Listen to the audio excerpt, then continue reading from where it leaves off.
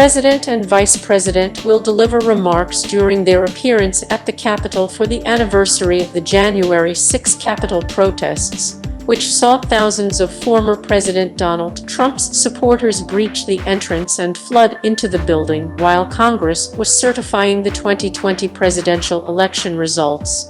The news comes as House Minority Leader Kevin McCarthy, our caliph, sent a letter to Republicans Thursday that in part scolded Democrats for failing to get to the bottom of how the building was so easily compromised.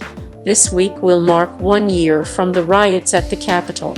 As we have said from the start, the actions of that day were lawless and as wrong can be. McCarthy said in the letter, "Our Capitol should never be compromised, and those who broke the law deserve to face legal repercussions and full accountability." Unfortunately, 1 year later, the majority party seems no closer to answering the central question of how the Capitol was left so unprepared and what must be done to ensure it never happens again, McCarthy added. McCarthy also took aim at Democrats for using the riots as a partisan political weapon to further divide our country. By way of an update, House Administration Ranking Member Rodney Davis will be sending a memo to each of your offices outlining meaningful and measurable steps that should be taken to protect our Capitol from all threats, steps that the current majority party is negligent in acting upon, McCarthy said. The insurrection, which began as members of Congress worked to certify the results of the 2020 presidential election, commanded the nation's attention as violent scenes of rioters attacking officers and destroying parts of the Capitol were broadcast live across the country. The ensuing chaos led to the deaths of multiple people the day of the attack or shortly thereafter, while several officers who responded to the Capitol during the attack later died by suicide.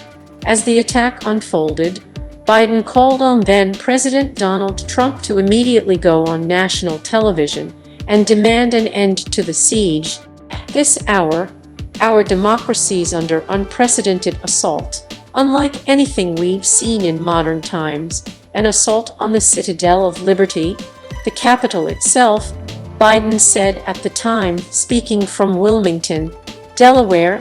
"This is not dissent.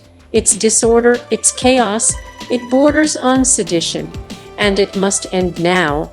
I call on this mob to pull back and allow the work of democracy to go forward."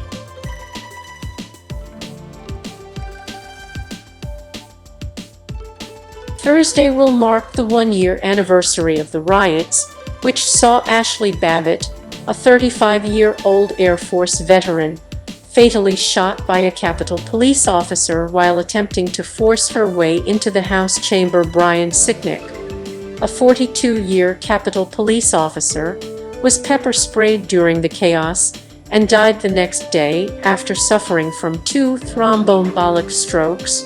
3 others died of natural causes.